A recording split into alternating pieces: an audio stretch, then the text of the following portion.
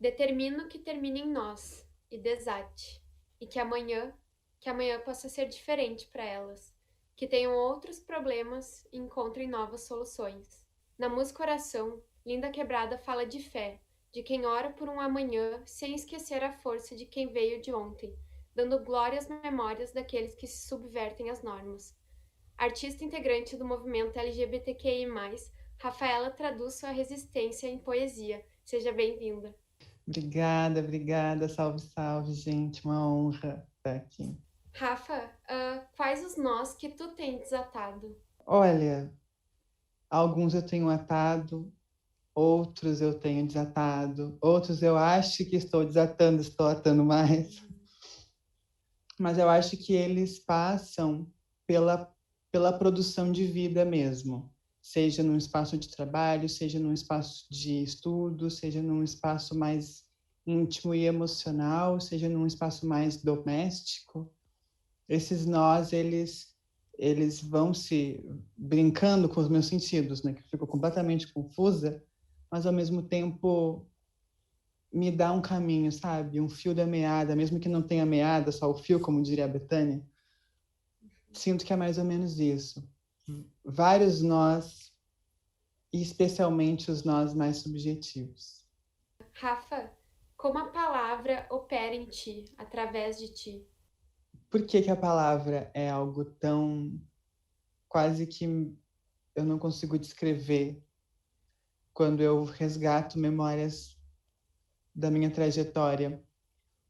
Porque a palavra, ela foi o primeiro abrigo e ao mesmo tempo a primeira violência que que me que me atravessam, né?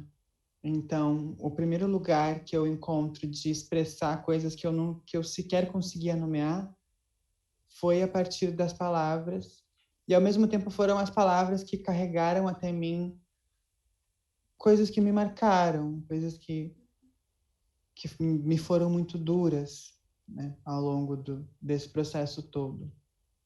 Então, ela é uma coisa muito complexa, mas de qualquer maneira muito potente. Eu acho que, para mim, a palavra ela opera nisso. Ela é como se fosse um instrumento, ou a roupa, ou a carruagem que opera nesse jogo de forças, assim, internos e externos, sabe? É. Quando que tu começou a se identificar como poeta e se sentir poesia? Eu não sei se me identifico hoje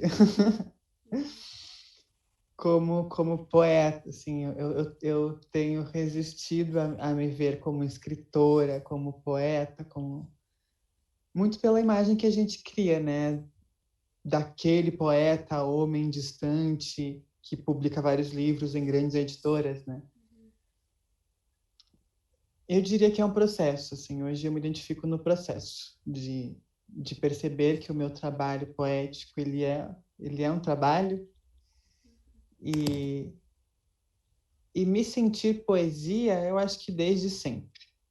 Não com esses termos, mas quando hoje eu paro para revisitar, a minha vida sempre foi muito cheia de imaginário, desde muito pequena. Eu tenho uma tendência a bastante imaginativa desde muito nova. Desde muito nova eu percebi que o ambiente em que eu estava, apesar de muito cheio de amor, cheio de cuidado, ele é um ambiente que está inserido nessa sociedade. E, portanto, é um ambiente que também reproduziu os problemas dessa sociedade. E quando eu começo a sentir isso, mesmo que não identificasse, eu fugi para o mundo imaginário. Então eu tenho uma mente muito fértil.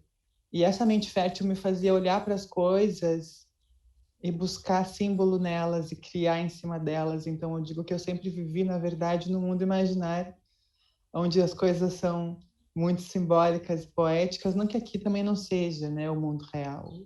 Ele pode ser muito poético e muito simbólico, mas ele é atravessado por uma concretude, né, que é um outro lugar, né? Então, eu diria que eu sempre me senti nessa abstração e que hoje eu tento descer para a concretude. Em 2020, tu escreveu: Desejo o mundo, mas não sei se posso. O que é o desejo? O que é o desejo? Eu acho que eu deixo para os psicanalistas aqui. O desejo me parece uma força que toma conta da gente. Eu não sei se eu atribuiria essa força a uma expressão da força da natureza, ou entendendo que a natureza também é o cosmos, né? Já que está inserida, que, portanto, nós também somos natureza e cosmos ao mesmo tempo e não estamos isoladas ou isolados disso tudo, né? Eu pensaria nessa sincronicidade, assim, que a gente vive em alguma coisa e essa alguma coisa também nos é, e por ser também ela se manifesta de várias maneiras e talvez o desejo venha desse lugar. Mas também tem algo do processo de individuação das pessoas, né? De formação de personalidade ou de persona como um todo, né? Ou do self. Talvez seja a maneira como a gente organiza o motor dentro da gente, sabe? Esse motor que faz a gente seguir adiante. A gente começou a nossa entrevista com um trecho da letra da Lindo Quebrada. Através de quais mulheres tu, Rafa, vive e quais são as memórias que tu guarda delas? Milhares de mulheres. Sejam as mulheres minhas ancestrais diretas, né? Conheço poucas, a grande maioria delas, infelizmente, eu não conheço. Não sei nem. Hoje tenho pistas de que traços elas tinham, mas não sei nem que expressão elas tinham por conta do apagamento histórico das ancestralidades não brancas no Brasil e especialmente no Rio Grande do Sul, né? O embranquecimento no Brasil é um projeto pensado e em curso, e isso não poderia ser diferente no caso da minha família, né? Então, eu vivo através dessas mulheres todas, especialmente das que foram apagadas da, da minha história, mas também de mulheres que eu fui cruzando ao longo desse meu pequeno percurso neste planeta. E se eu puder citar, cometerei injustiças, obviamente, mas de imediato a minha mãe e a minha avó, as minhas duas avós, mas especialmente a avó que participou mais da minha criação, a minha avó materna. As minhas primas sempre foram mulheres que eu olhei e admirei demais. Mulheres como algumas professoras que me foram muito importantes no sentido de potencializar os meus processos.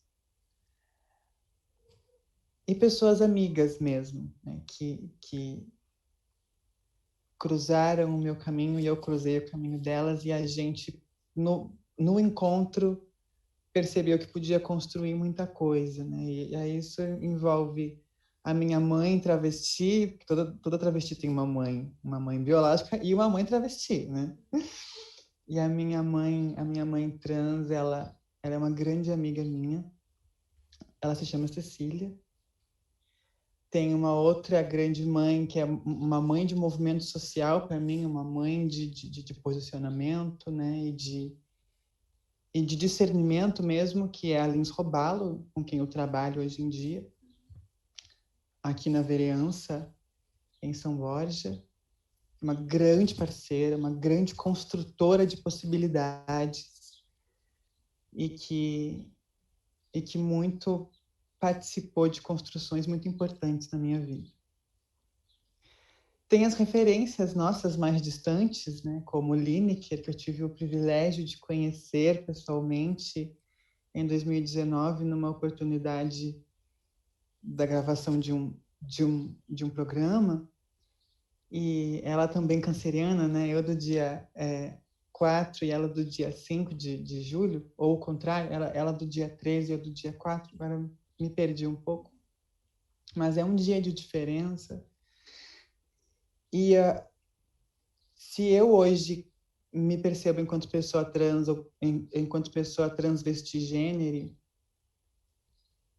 o primeiro passo foi quando eu vi a Lineker.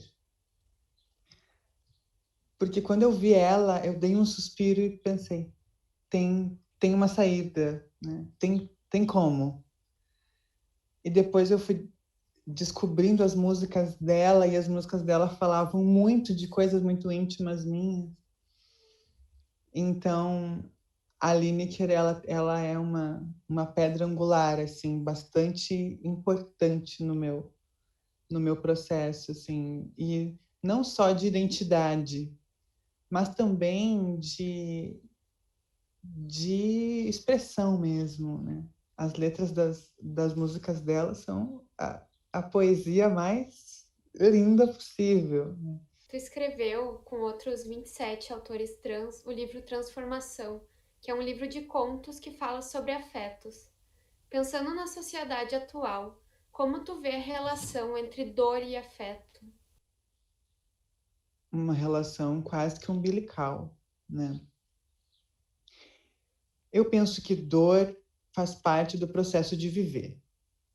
A dor é inevitável. O que é evitável é a sistematização da dor enquanto um instrumento político de organização da sociedade. Aí a gente fala de opressões. Aí a gente fala da solidão das pessoas trans, por exemplo, mas ao mesmo tempo da construção do afeto por pessoas trans. E eu acho que esse aspecto um tanto quanto dúbio das relações, em que para eu me relacionar com alguém eu preciso me abrir, e esse processo de abertura é um amadurecimento que dói, porque crescer dói, e ao mesmo tempo dói porque me fortalece para a construção desse afeto. E ao mesmo tempo, quando a gente está numa relação de afeto, a gente se coloca em vulnerabilidade, porque a vulnerabilidade, enquanto um atributo de cada pessoa, ela é um ponto de potência para coisas boas e coisas muito ruins, e nesse sentido ela acaba sendo capturada pela dor enquanto um instrumento de reprodução de violências. Então, essa complexidade toda, ela foi muito bem retratada nos diversos contos, né, do livro. E na sociedade é uma relação inevitável, né?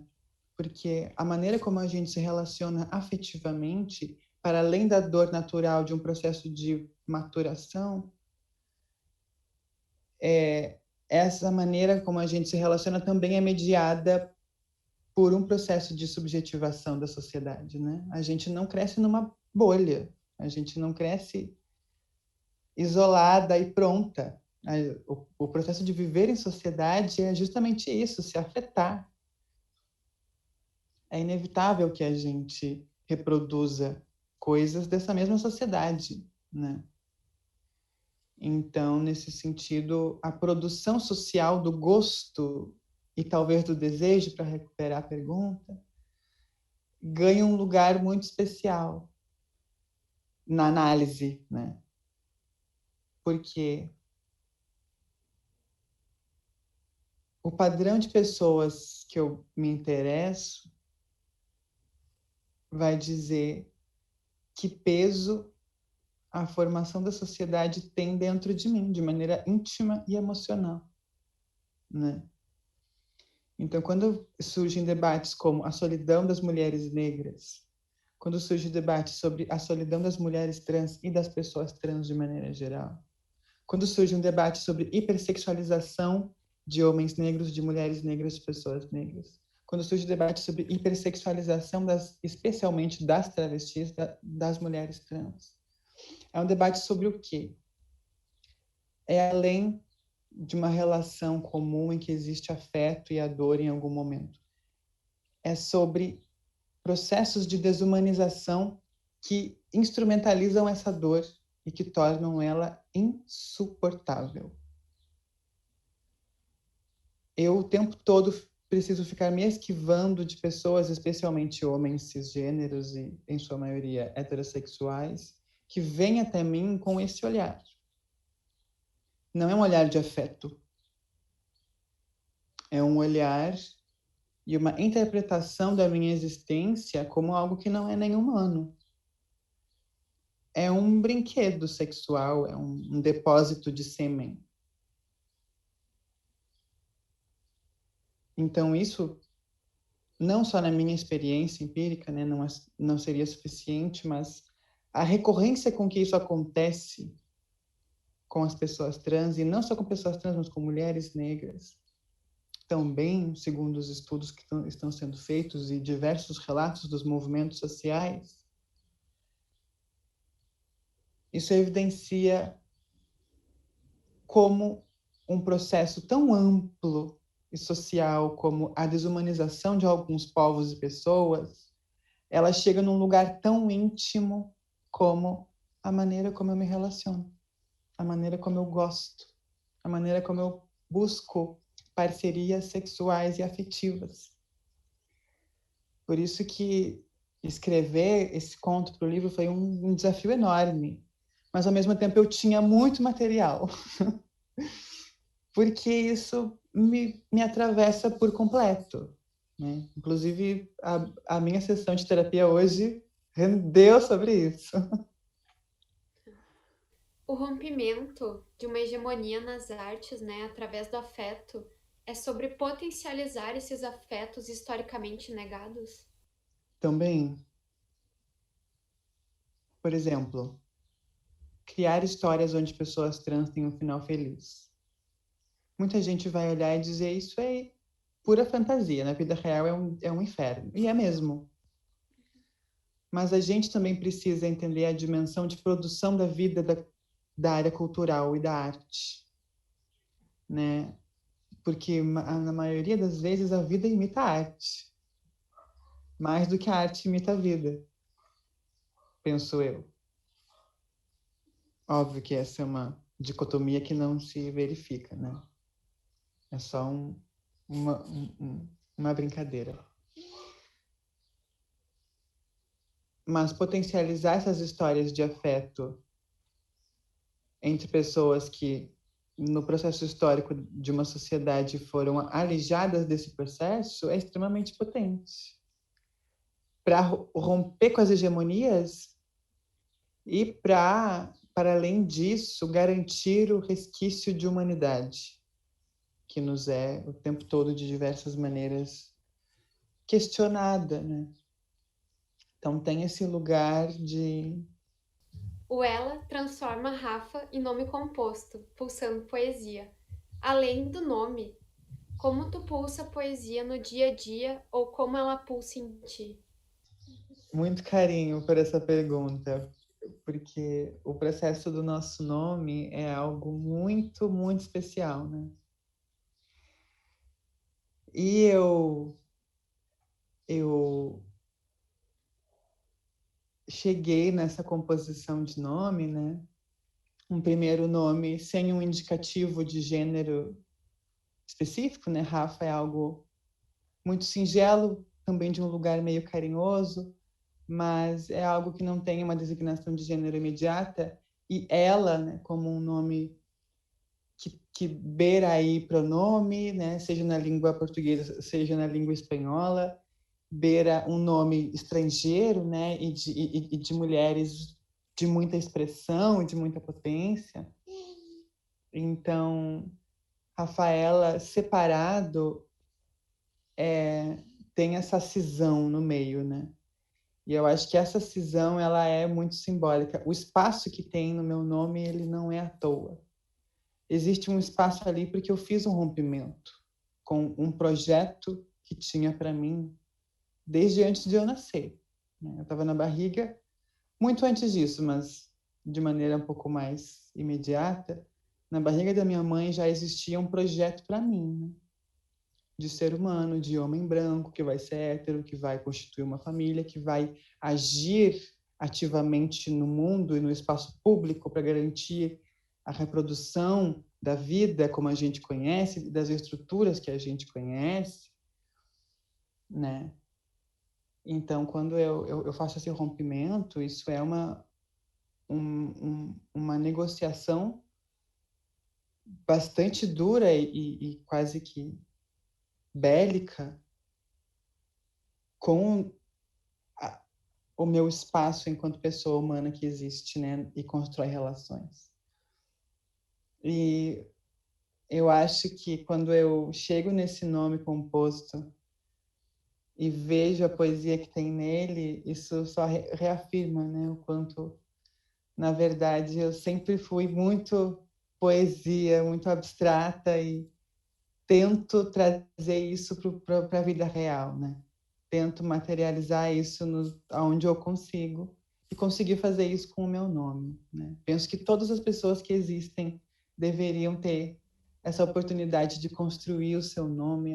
Acho que não existe poesia maior do que essa.